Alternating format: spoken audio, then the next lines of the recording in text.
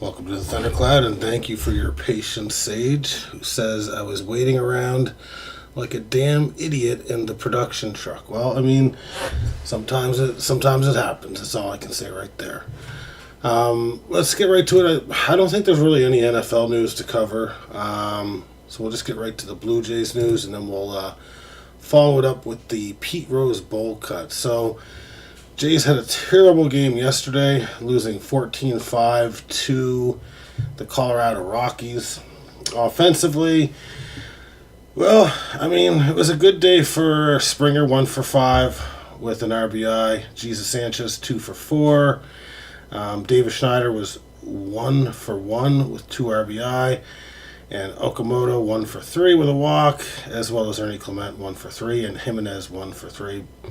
Put up 5 runs. They came very late in the game, probably against very low leverage relievers, and it got away from them very quickly. The big news coming away from this game is Cody Ponce, after 2/3 in an inning, only allowing 1 earned run and having 3 strikeouts, spraining his ACL. Now, I was kind of looking up the ACL injuries and how long this could put him out. The Jays are hopeful he'll pitch again this season, but in saying that, it sounds like it's definitely pretty severe. He's going to be gone for at least 2 months, it looks like. So we're going to have to get, one of Jose Barrios, Shane Bieber, and Trey Savage really soon. We need one of those guys to be healthy.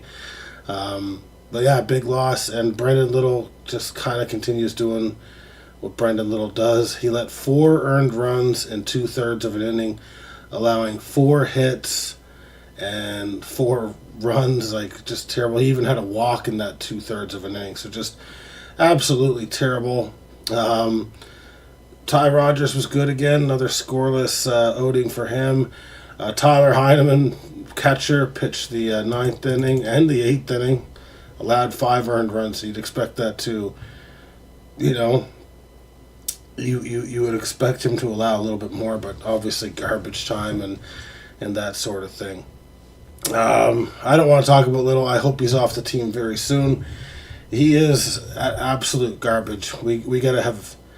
I said to give him a month. I would say let's give him like a week and a half or 2 weeks of a leash. And that's very generous of you, Sage, to offer to give your ACL to Cody Ponce, a player who has never performed well in the majors, but that's certainly very generous of you.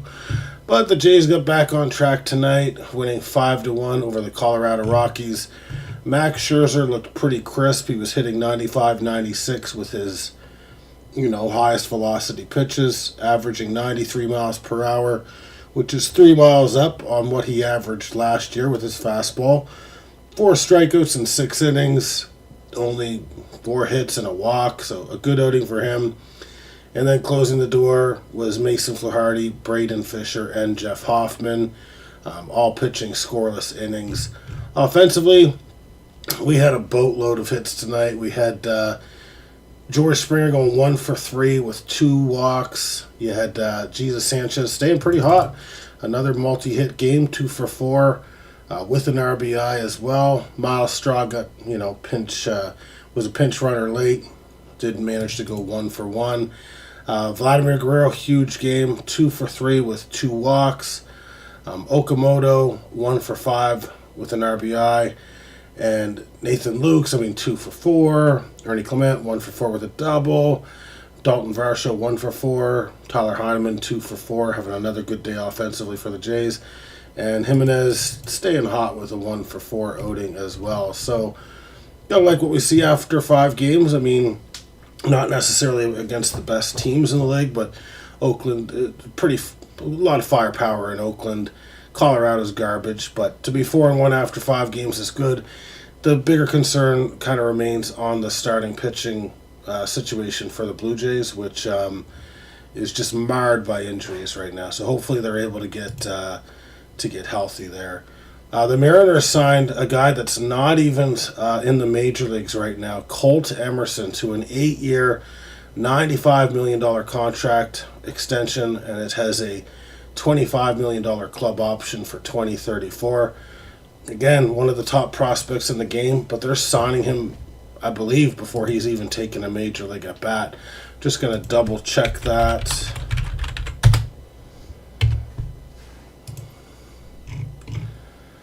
Yeah, he does not have any major league experience whatsoever, but obviously on the cusp of being called up at some point in time. But just a lot of money to throw around like before you even see a guy in the majors. Pretty crazy. And it's becoming more common.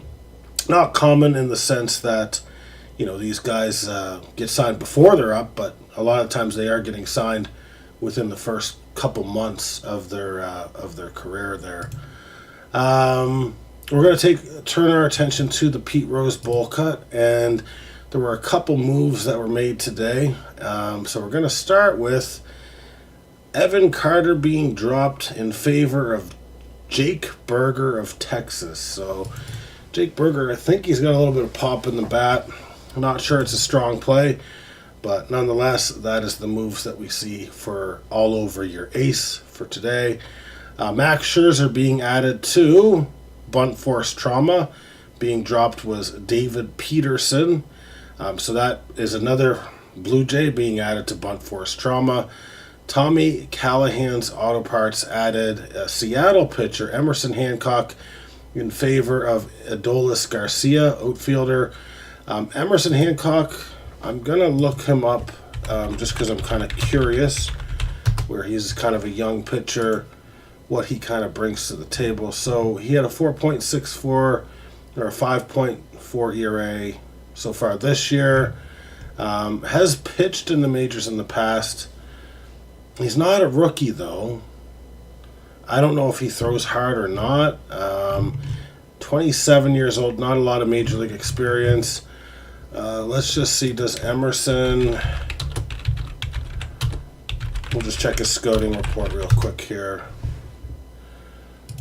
So 92 to 94 with the fastball, can hit 96, has good sink and ride. His primary pitch is a changeup, graded as 60.